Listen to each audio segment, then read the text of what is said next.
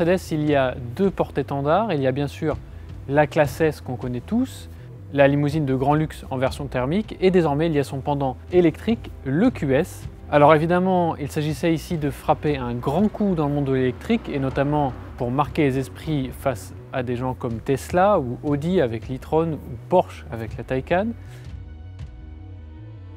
Mercedes a annoncé tout de suite une autonomie gigantesque, jusqu'à plus de 780 km en fonction des versions et des options choisies. Pour arriver à ce chiffre, on a évidemment une très grosse batterie de 107,8 kWh, mais également un travail aérodynamique très poussé avec un CX de 0,20 qui est le plus bas de la production actuelle. Et ce CX, c'est le résultat notamment d'une face avant très aplatie, très ronde, qui donne un look un petit peu particulier à cette EQS, mais aussi un travail sur les détails avec notamment les poignées de porte affleurantes. Alors, cette EQS, on l'a dit, c'est une autonomie énorme, mais c'est aussi le grand luxe. Et le grand luxe, ça se paye. On est ici sur la version d'entrée de gamme avec des gros guillemets quand même, puisqu'on est à presque 128 000 € hors option. On va le voir à l'intérieur, ce ticket d'entrée promet quand même beaucoup de luxe au volant et sur les sièges arrière. On vous montre ça tout de suite, mais d'abord, n'oubliez pas de vous abonner à notre chaîne YouTube, de nous laisser un petit pouce et de nous retrouver sur les réseaux sociaux et sur autoplus.fr.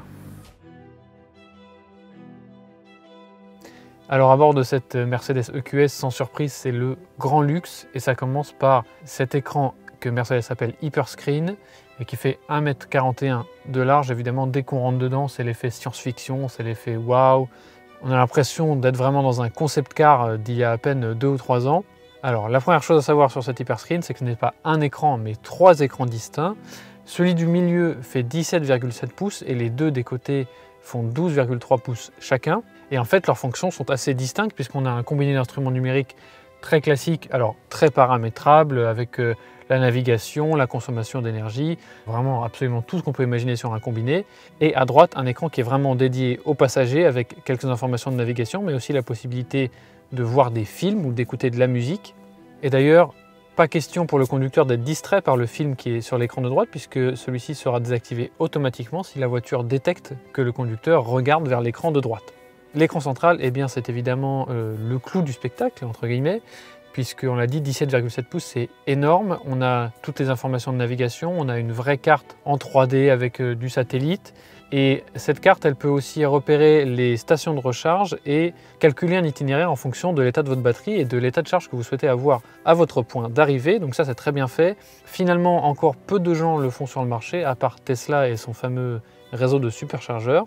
L'autre chose qui est très bien pensée avec ce grand écran, c'est que les commandes importantes et notamment de la climatisation sont toujours allumées et toujours au même endroit, en bas de l'écran. Ça, c'est très pratique, on s'y retrouve très vite.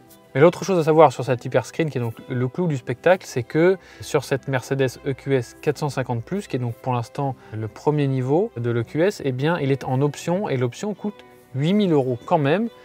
Donc on a beau le voir partout dans toute la communication de Mercedes, eh bien sachez qu'il faudra mettre la main au porte-monnaie pour y avoir accès. Si vous ne le faites pas, eh bien vous aurez droit à la même présentation que la Mercedes Classe S, qui reste évidemment excellente avec une grande dalle format portrait qui se prolonge sur la console centrale.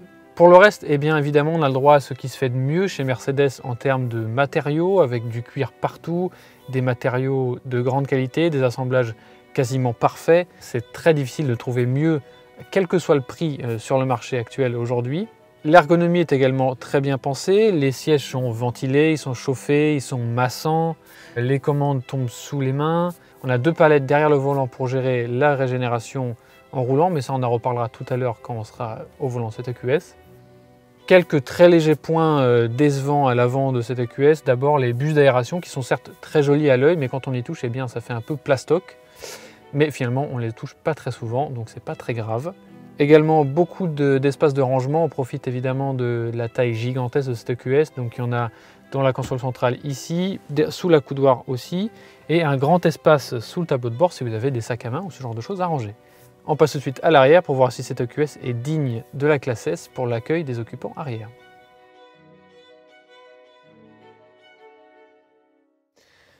Alors à l'arrière de l'EQS, la première chose à noter, c'est qu'en termes de taille, cette limousine électrique, elle est entre la Mercedes Classe S classique et la Mercedes Classe S version rallongé, donc sans surprise, eh bien, on a énormément d'espace au niveau des genoux. C'est aussi très bien au niveau de la tête. Un petit point négatif cependant, eh bien, le plancher est assez haut à cause des batteries qui sont cachées en dessous. Et donc, eh bien, vous voyez, si je rapproche mes jambes, le bas de mes cuisses ne touche pas le siège. C'est pas très grave dans l'ensemble vu l'espace qu'on a pour les pieds. L'autre point à noter, eh bien, c'est les sièges grand confort à l'arrière. Ils sont chauffés, ils sont ventilés, ils sont également réglables électriquement, mais que au niveau du dossier. On a également un grand accoudoir au centre. Vous pouvez faire charger votre téléphone. Il y a également un porte-gobelet et un petit espace de rangement. Pour finir sur l'intérieur de cette EQS, un petit mot sur le coffre qui est ici un haillon, contrairement à Classe S qui est un coffre distinct. Il fait 610 litres de volume, ce qui est quand même gigantesque. Pas de coffre en revanche à l'avant, même si cette EQS 450 Plus n'est qu'une propulsion. Il reste beaucoup de mécanique sous le capot que vous ne pouvez d'ailleurs pas vraiment ouvrir. Et si vous voulez faire le plein de votre liquide lave-glace par exemple, eh bien, il y a une petite trappe sur l'aile avant gauche.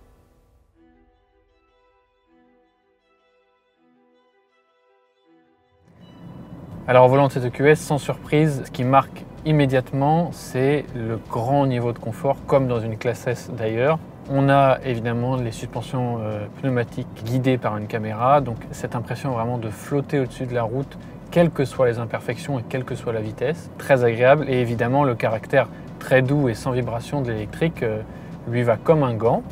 En plus de ça, on l'a dit tout à l'heure, bien plus de gadgets qu'il n'y a de temps dans cette vidéo pour vous en parler. On a par exemple les sièges massants avec différentes fonctions, un assistant qui vous dit que ça serait bien de suivre telle fonction massante, tel programme pour vous réveiller, pour vous maintenir en forme. Et franchement, c'est presque nécessaire puisque, entre, on l'a dit, le niveau de confort qui est extrêmement bon, plus l'insonorisation qui est très bien aidée par le CX extrêmement bas, eh bien, on est très détendu sur la route. Une chose en revanche qui ne détend pas vraiment, c'est la pédale de frein qui déjà change de consistance en fonction du programme de régénération que vous avez choisi et elle peut même se décaler de haut en bas en fonction de si la voiture décélère ou pas. C'est très déroutant, elle est à la fois longue et très dure, donc à chaque fois qu'on arrive à un stop, que ce soit en ville, que ce soit sur l'autoroute d'ailleurs, quelle que soit la vitesse, eh bien, on a toujours un petit peu peur que la voiture ne s'arrête jamais, d'autant qu'elle pèse quasiment 2,5 tonnes, donc c'est pas vraiment rassurant. Et la régénération, on va aussi en parler puisque il y a une fonction très intéressante qui permet d'adapter la régénération en fonction des informations que la voiture récupère. Donc, est-ce que vous arrivez sur un rond-point? Est-ce que vous arrivez sur une voiture qui est plus lente devant vous? Ou est-ce qu'au contraire, eh bien, vous êtes sur l'autoroute à 130 et que donc il n'y a pas de raison de ralentir brusquement?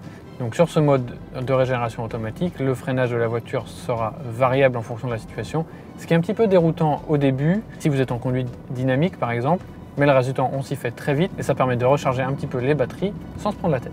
La prise en main est très largement facilitée par les roues arrière directrices, jusqu'à 10 degrés en option, et c'est extrêmement bluffant, que ce soit pour les manœuvres, pour les demi-tours, ou tout simplement pour naviguer en ville, parce qu'on a une voiture qui fait quand même plus de 5,20 m. C'est très long, on a un empattement de 3,22 m, là aussi c'est presque un camion. Et franchement, ça se prend en main comme une Clio, ou presque, sans arrière-pensée. Et évidemment, avec les caméras qui sont tout autour de la voiture, eh bien, on n'a pas du tout peur de dégratigner une aile ou une jante. Et ça, c'est franchement vraiment bluffant.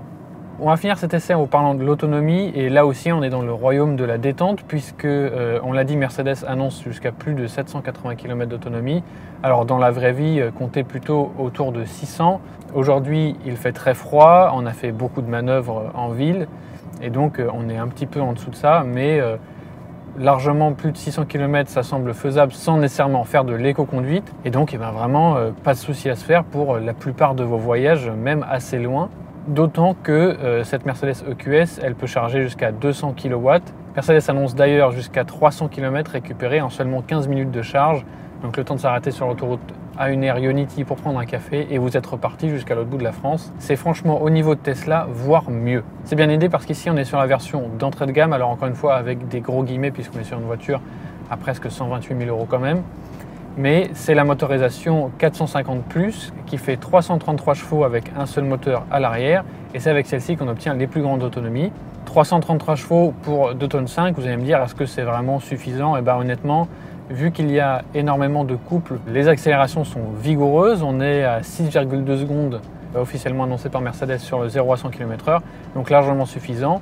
Évidemment, pour ce prix-là, chez Tesla, vous avez le droit à une Model S Plaid qui a plus de 1000 chevaux, mais c'est vraiment pas du tout une concurrence directe puisque l'ambiance est très différente. Ici, on est vraiment dans le grand luxe que Tesla ne peut pas encore approcher. Et les autonomies annoncées par Mercedes sur cette EQS 450+ sont largement supérieures à ce que fait pour l'instant Tesla, ce qui est rarissime dans la galaxie automobile électrique. À un tel point qu'aujourd'hui, ça devient difficile de trouver une concurrence parce que à ce niveau de prix, à ce niveau de performance et à ce niveau de luxe, eh bien en électrique pour l'instant il n'y a rien puisque une Porsche Taycan qui tourne certes autour des mêmes tarifs et qui est bien plus performante, eh bien on est très très loin d'un point de vue du luxe et on l'a dit, c'est la même chose pour Tesla.